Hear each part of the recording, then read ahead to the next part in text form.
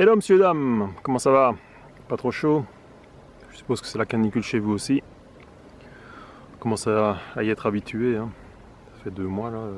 Aujourd'hui je suppose qu'il fait 30, 33, 32, 33 degrés. Alors cette semaine, sans doute que c'est le dernier épisode régulier, parce que l'activité va quand même fortement se réduire.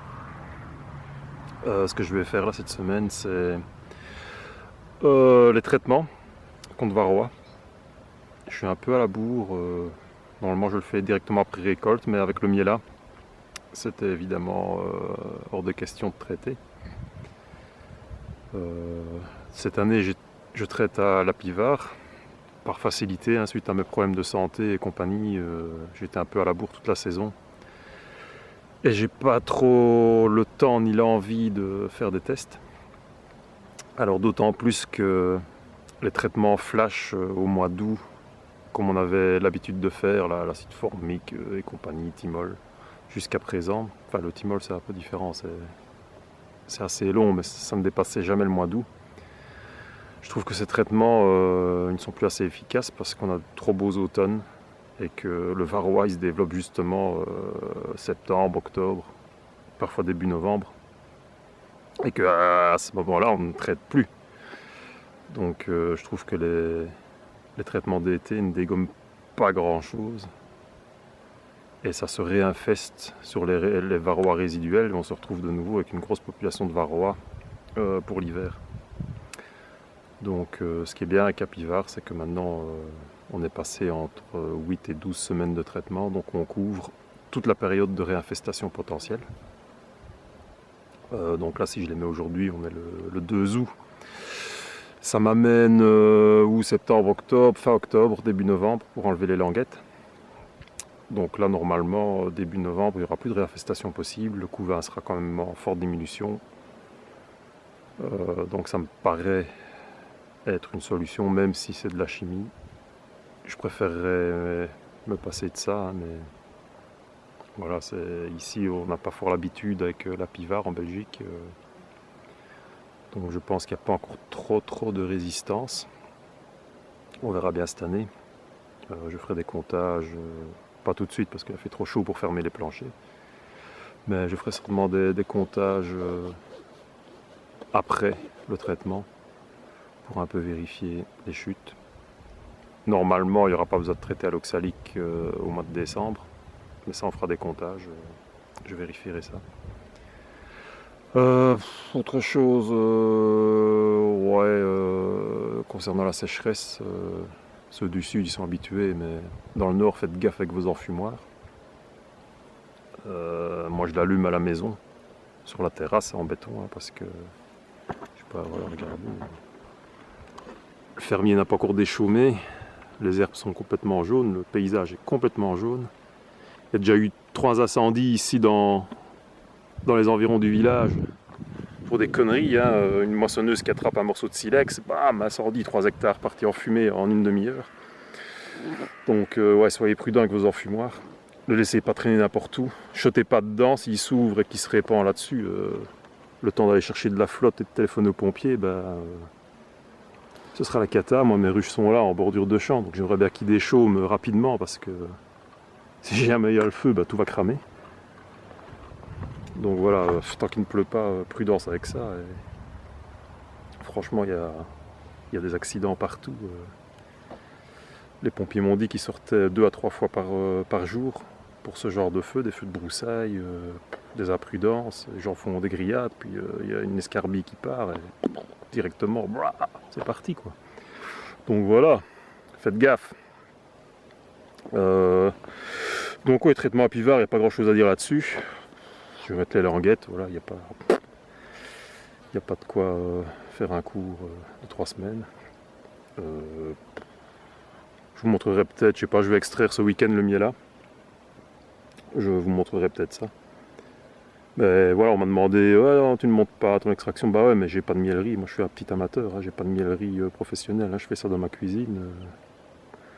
Donc c'est pas hyper passionnant.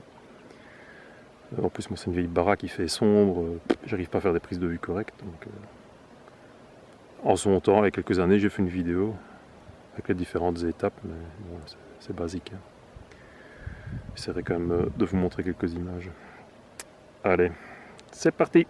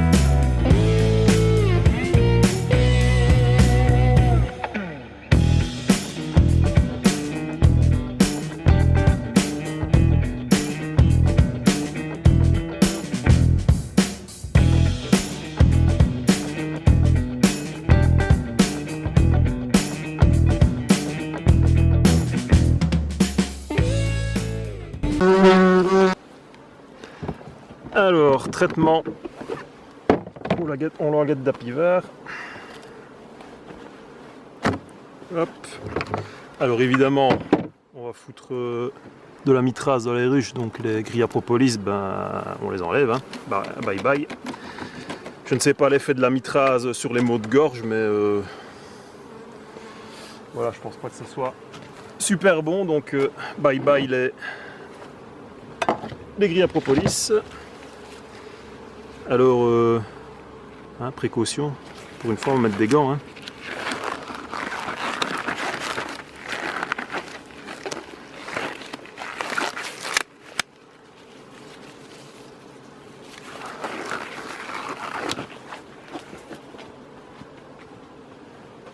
Bon alors rappel, l'apivard c'est 2 languettes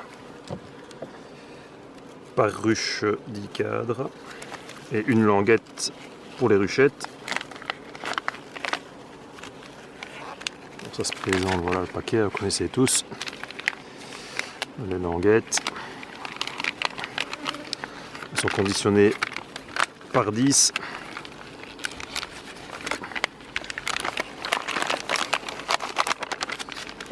Voilà.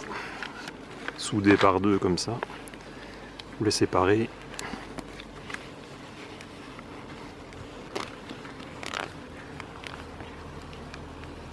Hop. Donc vous les mettez de part et d'autre. Le couvain là comme ça. Donc vous les mettez dans le couvain mais en bordure. Voilà. Et à la moitié du traitement, donc d'ici 6 semaines, on revisitera et on repositionnera les languettes pour les mettre dans le couvain, pour qu'il y ait le maximum de contact avec les abeilles. Donc voilà. Ce qu'on va faire, je vais remettre le nourrisseur à sa place. En mettant le nourrisseur comme ça, ben, les languettes sont écrasées et avec le petit retour ici, elles sont bien maintenues en place. Voilà. Hop, je vais revenir mettre les cabochons.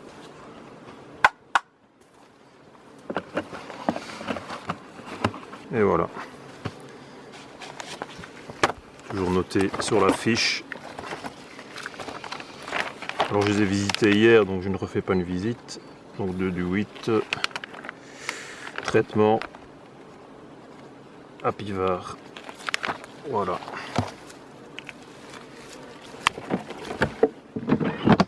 C'est fait. Allez, on va encore faire la suivante. Alors voilà.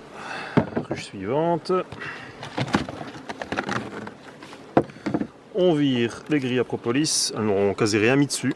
Elles ont même enlevé de la propolis pour donner de l'air à la colonie, comme il fait très très chaud.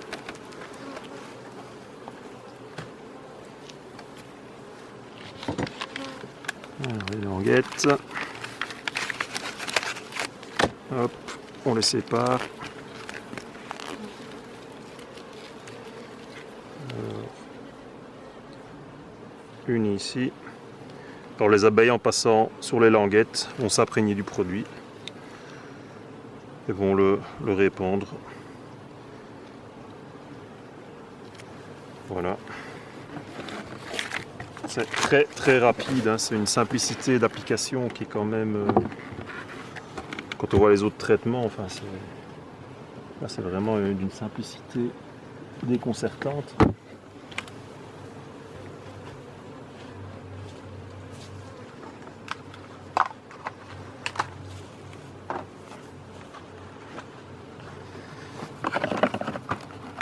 Les cabochons, la fiche,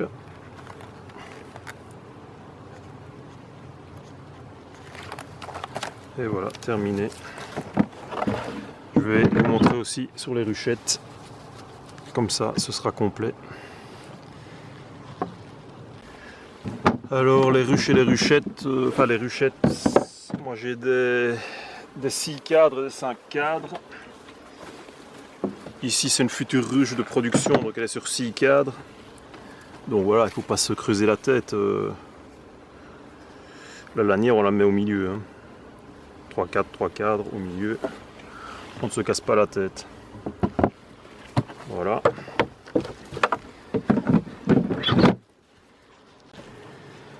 Alors et pour mes fameuses biruchettes 2 x 5 cadres, ben, c'est facile. Une languette par compartiment. Comme c'est exactement la moitié d'une ruche de prod. Et alors ici le couvain a plutôt tendance à, vu qu'il y a la cloison, les colonies se réchauffent l'une mutuellement. Pour l'instant ça n'a pas d'importance, mais au fur et à mesure que l'automne va avancer, les colonies vont se resserrer vers le centre. Donc on va plutôt choisir de mettre la lanière ici, après le deuxième cadre en partant du centre, plutôt que de le mettre ici. Parce qu'ici il n'y aura plus de couvain d'ici 6 semaines, il n'y aura plus de couvain ici. Donc on le met préférentiellement la lanière plus vers le centre.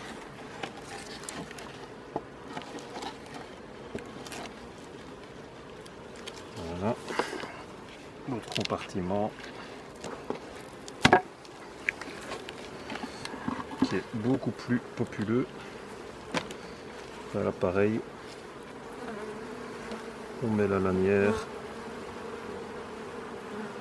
ici, après le deuxième cadre en partant du centre.